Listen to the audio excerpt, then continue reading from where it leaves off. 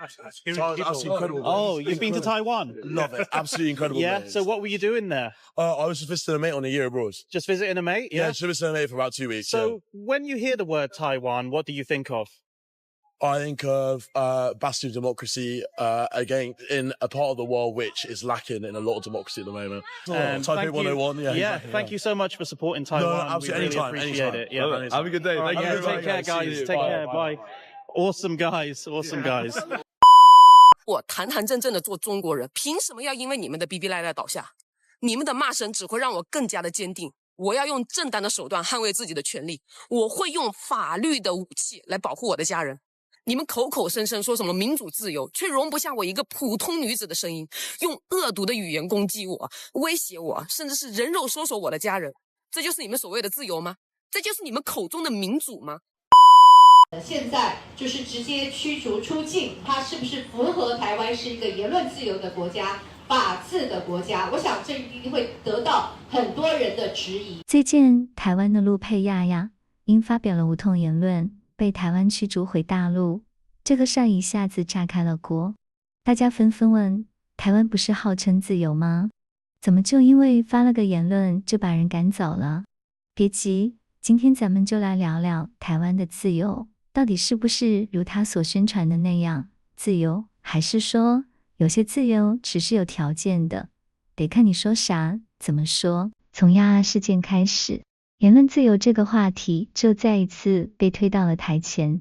台湾自豪的言论自由是世界上数一数二的，媒体敢批政府，公民敢发声，大家都能自由表达自己的意见，这难道不令人羡慕吗？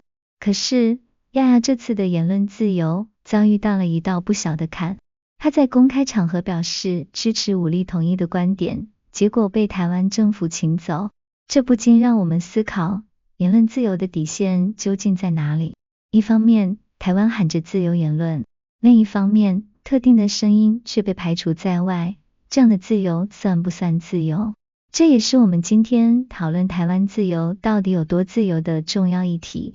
台湾的言论自由，大家知道的，应该是世界数一数二的。咱们看新闻节目，主持人敢问候选人，你以前是不是贪污过？就算你是总统，照样有人敢在荧幕前对着你叫板，批评你一个不落。这在许多国家简直不敢想象，甚至在一些地方，批评政府的言论会让你直接消失。台湾的自由度是不是很诱人？但是当亚亚事件发生后，大家的质疑声四起，台湾政府为什么要对亚亚这种声音进行清除？如果从普世价值来看，大家都认为言论自由应该是每个人的基本权利，甚至包括那些我们不同意的言论。毕竟，如果一个社会连这些不同的声音都容不下，那所谓的自由不过是某些权力结构的宠儿罢了。无论你说的是支持统一还是支持独立，都是言论自由的一部分。只要不直接威胁到社会的稳定和公共安全，人人都应该有平等的表达权。所以咱们得思考一下，台湾真的是完全的自由吗？这个自由背后是不是潜藏着某些界限？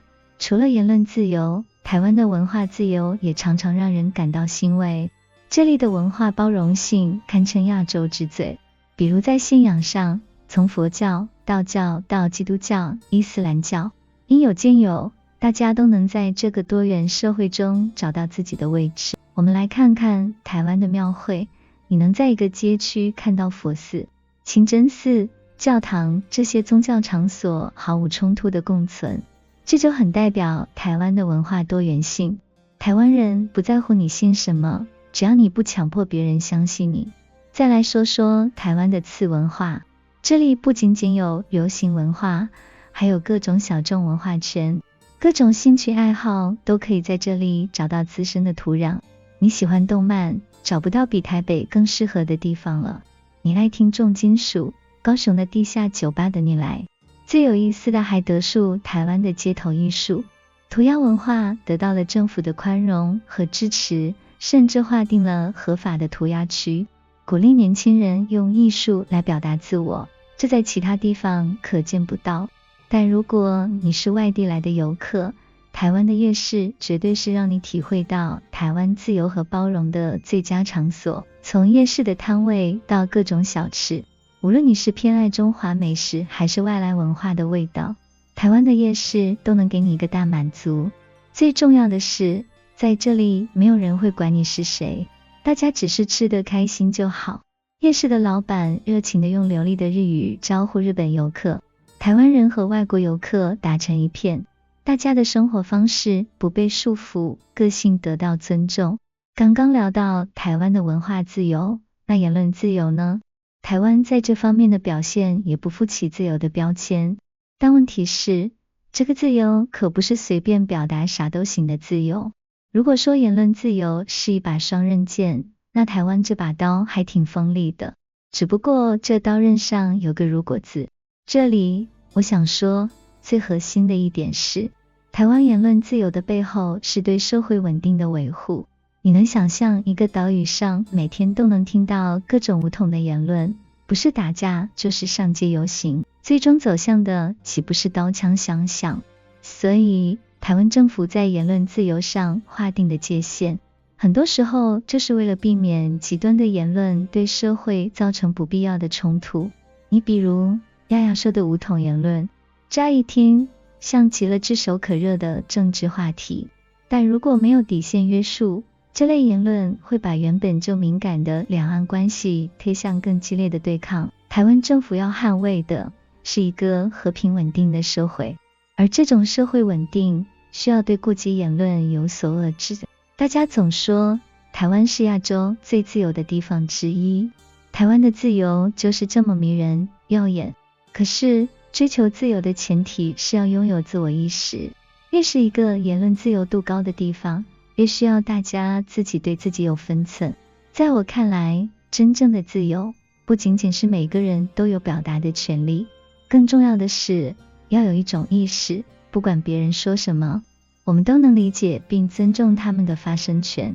这种自由不应当以牺牲社会安全、牺牲他人意见为代价，而是应该在尊重多元意见的基础上，寻找共同的理解和宽容。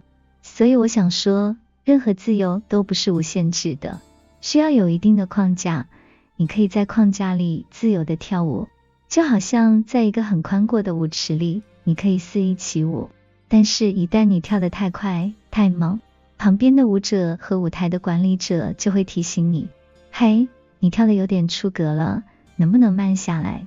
我们常常认为言论自由是一种高尚的自由，就像站在山顶大喊我是自由的，但如果这种自由没有责任心，那么这自由就成了放任。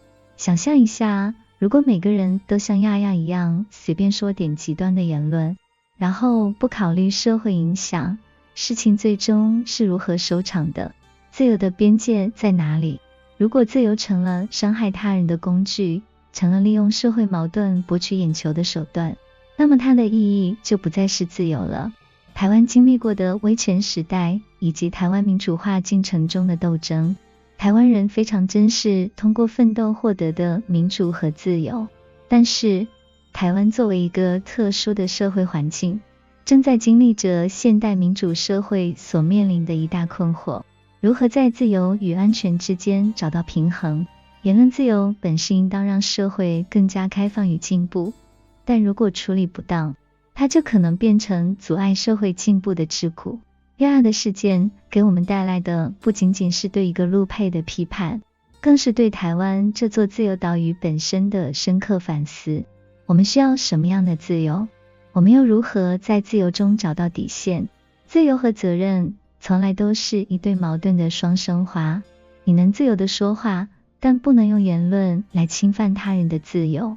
台湾如今的自由已经不再是单纯的你想说什么就能说什么，它正在形成为一个言论自由的框架，而框架边界的标准是什么？就是这社会的共识。这种共识当然不是随便可以决定的，它需要每一个台湾人共同去体会、去构建。回到开头提出的问题，亚亚事件是否真的是冤枉？是不是台湾过于压制言论自由？其实归根结底，正如我们看到的，所有的言论背后都藏着社会的共识。在两岸关系这一敏感的背景下，台湾政府的做法并不能被视为是压制，而是一种引导。这种引导的目的是确保社会的长久和平与安定，而台湾民众的反应又正好反映了支持政府的态度。自由的表达应该有度，它应该是让人听得进的自由，而不是让人觉得不安的自由。最后，我想说，真正的自由，不是你说什么就能说什么，而是能在每个观点的碰撞中，发现社会真正的共识。自由的真谛，不在于你放飞的翅膀有多大，而在于你飞得更远时，是否还保有对他人的尊重与责任。好了，今天就和大家聊到这里吧。如果你对这期节目喜欢的话，欢迎点赞加留言。还有，别忘了订阅我的频道哦。我们下期见吧。